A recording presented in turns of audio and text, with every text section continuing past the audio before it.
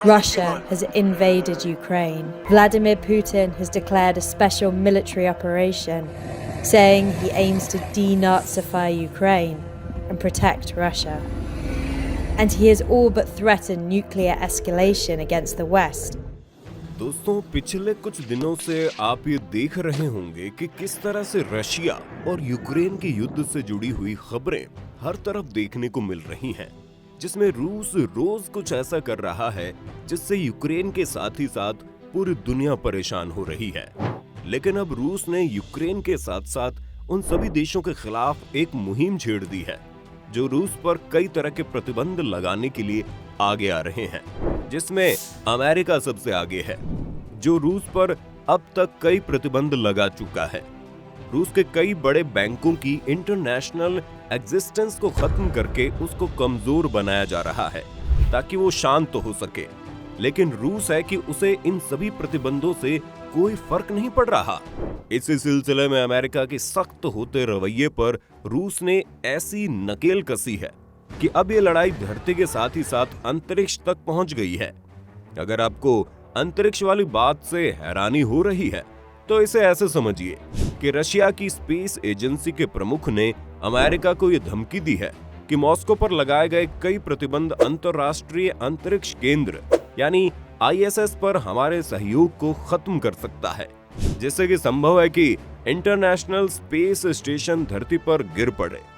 अब अगर आपको नहीं पता कि ISS क्या है, तो आपको बता दे कि इंटरनेशनल स्पेस स्टेशन एक अंतरिक्ष स्टेशन है, या यूं कहें ये स्पेस स्टेशन इंसान द्वारा बनाया गया एक बहुत बड़ा उपग्रह है, जिसमें एक साथ कई लोग एक ही बार में कई महीनों तक रह सकते हैं।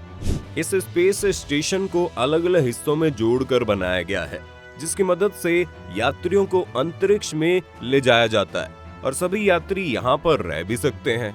बता दें कि इंटरनेशनल स्पेस स्टेशन कोई एक देश का प्रोजेक्ट नहीं है, बल्कि इसमें बहुत सारे देशों के अंतरिक्ष प्रोजेक्ट शामिल हैं, जिसके अमेरिका, रूस, Europe, Japan, Canada, Brazil, Italy और चीन के अलावा भी और देश इस प्रोजेक्ट में शामिल हैं। इंटरनेशनल स्पेस स्टेशन एक घर की तरह ही होता है, या यूं कहें ये स्पेस स्टेशन अंतरिक्ष ऑर्बिट में एक घर है, जिसमें साल 2000 के बाद से हर दिन लोग अंतरिक्ष में रहने के लिए आने लगे हैं। इंटरनेशनल स्पेस स्टेशन में एक लैब है जहां पर टीम के मेंबर अलग अलग रिसर्च करते हैं। दरअसल जो रिसर्च पृथ्वी पर नहीं हो सकती उसे इस स्टेशन में किया जाता है। यहाँ पर वैज्ञानिक अलग अलग स्टडी करते हैं जो फ्यूचर के लिए इम्पोर्टेंट होती है।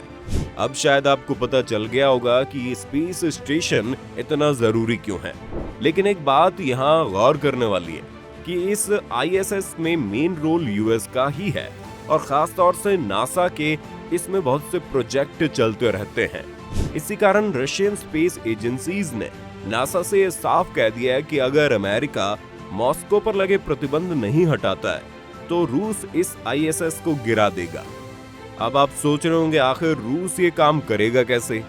तो आपको बता दे ISS का ऑर्बिट और अंतरिक्ष में उसकी पोजीशन रूसी इंजनों द्वारा कंट्रोल होते हैं, यानी ISS का रूसी सेक्शन पूरे स्टेशन के लिए नेविगेशन और कंट्रोल के लिए जिम्मेदार है। रूसी इंजन ISS के लिए इस समय के साथ ही साथ ऑर्बिट बढ़ाने का भी काम देखता है और ये भी सिक्योर करता है कि ये पृथ्वी के वायुमंडल में बहुत नीचे ना आ जाए, जिससे कि वो किसी चीज से ना टकराए।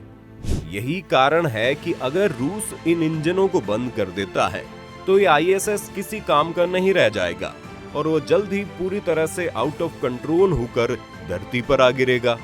लेकिन अब गौर करने वाली बात यह है कि रूस ने यह भी कहा है कि अगर वो अभी ये ISS को बंद करता है और वो अगर भारत और चीन पर गिरता है तो वहां कोई नुकसान होता है तो इसकी जिम्मेदार और कोई नहीं बल्कि खुद अमेरिका होगा। इस बात से साफ हो गया है कि अगर रूस ने सच में ऐसा कर दिया तो नासा को तो भारी नुकसान होगा ही, साथ ही साथ संभव है कि भारत और चाइना को भी इस ISS के 500 टन के खतरे को झेलना पड़े। दरअसल ISS चूंकि रूस के ऊपर से उड़ान नहीं भरता है, इसलिए सभी जोखिम अमेरिका के ही हैं। इसलिए अमेरिका को उनके लिए तैयार रहना पड़ेगा। चूंकि अब रूसी एजेंसी की तरफ से इतनी बड़ी चेतावनी आ गई है तो जरूरी था कि अब सबकी आंखें इस बात पर टिके कि आखिर अमेरिका की एजेंसी नासा इस बात के रिप्लाई में क्या कहती है। लेकिन नासा ने इस मामले में सीधा कुछ भी नहीं कहा, जिसकी वजह से अमेरिका के नरम रवैये का पता चलता है, क्योंकि नासा ने इस बात को जंग और विरोध की नजरों से न देखकर उसे इस तरह से लिया है, जिससे ये लगता है कि नासा इस मामले में अभी कुछ भी नहीं करना चाहता। नासा का कहना है कि आईएसएस से जुड़े सारे देशों से वो आशा करता है कि वो पहले की तरह ही अंतर्राष्ट्रीय भागीदारी को निभाते हुए अच्छे से काम करेंगे, जिससे कि आईएसएस का सारा काम अच्छे से चलता रहे।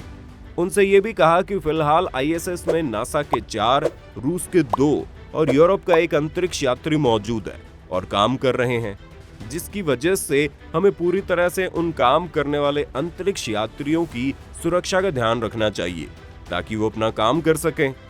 नासा के इस बयान से ये बात साफ हो गई है कि रशिया की इस चाल और धमकी से अमेरिका एक कदम पीछे जरूर हो गया है, क्योंकि जो अमेरिका रशिया को यूक्रेन पर हमले के कारण हर कदम पर नुकसान पहुंचा रहा था, वो शांति की अपील कैसे कर सकता है। अब देखना ये होगा, अगर रूस के बैंकों पर लगे प्रतिबंध नहीं हटाए गए तो रशिया उसके खिलाफ क्या एक्शन लेता है, जिसकी भरपाई अमेरिका के साथ ही साथ भारत को भी करनी पड़ सकती है।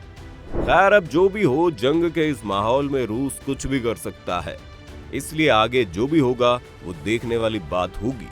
आपको क्या लगता है, अगर ये रशिया ने आईएसएस में लगे अपने इंजन बंद कर दिए तो क्या होगा, और अगर वो अभी के हिसाब से भारत पर गिरता है तो भारत का इस जंग में क्या हाल होगा? कमेंट में हमें बताइए। वीडियो पसंद आए तो इसे लाइक, शेयर और चैनल को सब्सक्राइब करना ना भूलें, ताकि ऐसे इंटरेस्टिंग वीडियोस हम आप तक पहुंचा सकें सबसे पहले।